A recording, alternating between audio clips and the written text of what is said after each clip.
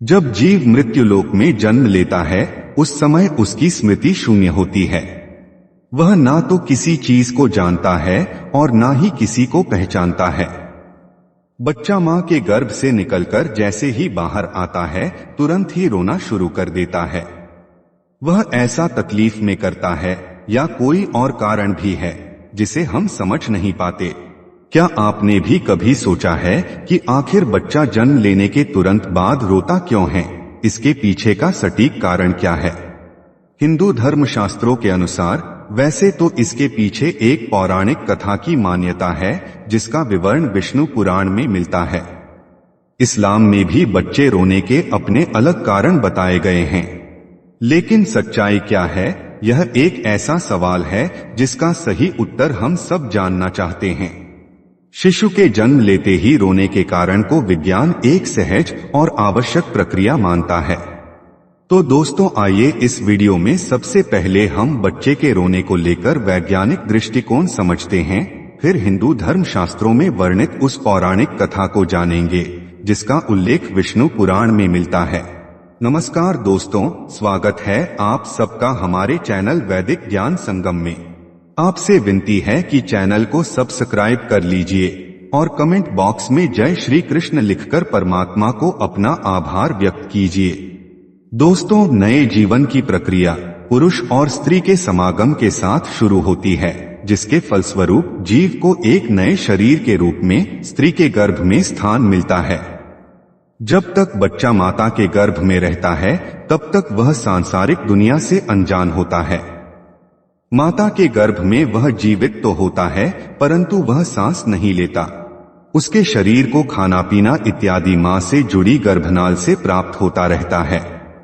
बच्चे के फेफड़े तो बन जाते हैं लेकिन वह प्रयोग में नहीं रहते। बच्चा मां के गर्भ में एक पतली झिल्ली के अंदर बंद होता है जिसमें तरल पदार्थ भरा होता है। इस तरल पदार्थ को वैज्ञानिक भाषा में एमनियोटिक फ्लूइड बोलते हैं।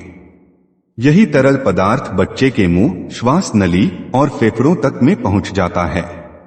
लेकिन जब तक बच्चा मां के गर्भ में रहता है तब तक इस तरल पदार्थ से बच्चे को कोई कष्ट नहीं होता, बल्कि इसी तरल पदार्थ की वजह से वह मां के गर्भ में सुरक्षित रहता है। प्रसव की क्रिया मां और बच्चे दोनों के लिए कष्टदायक होती है। बच्चा बहुत सकरे मार्ग से निकलकर दुनिया में आता है। जिस क्षण बच्चा मां के गर्भ से बाहर निकलकर इस संसार में आता है उसके आसपास का परिवेश बदल जाता है।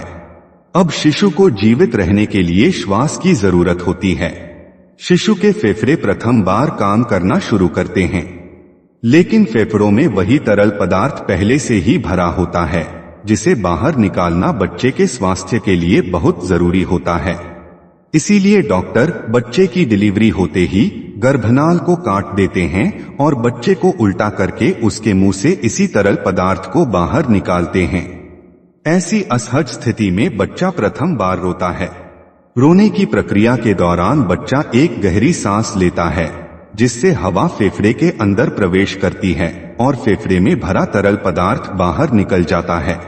इसलिए बच्चे का प्रथम बार रोना बच्चे के स्वस्थ होने का संकेत होता है। अगर बच्चा स्वयं से नहीं रोता तो डॉक्टर बच्चे की पीठ पर हल्के हाथ से थपकी लगाकर उसे रुलाने का प्रयास करते हैं, जिससे फेफड़ों में हवा जा सके और तरल पदार्थ बाहर आ सके।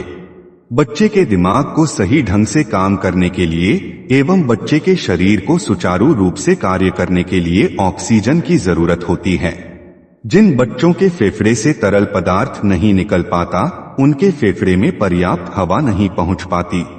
ऐसा होना बच्चे के जीवन के लिए खतरा होता है और दिमाग को पर्याप्त ऑक्सीजन न मिल पाने के कारण उन्हें किसी प्रकार की मानसिक बीमारी भी हो सकती है। तो दोस्तों, यह बातें थी विज्ञान की। आइए अब जानते हैं पैदा होते ही बच्चे के रोने को लेकर धर्म ग्रंथों में क्या लिखा है।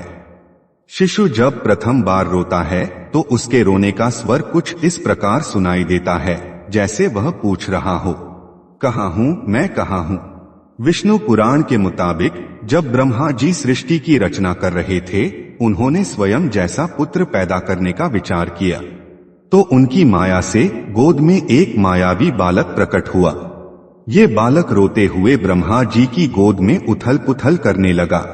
जब ब्रह्मा जी ने उस बालक से इसकी वजह पूछी तो उस बालक ने प्रश्न किया, मैं कौन हूँ, मैं कहाँ हूँ, मेरा क्या नाम है?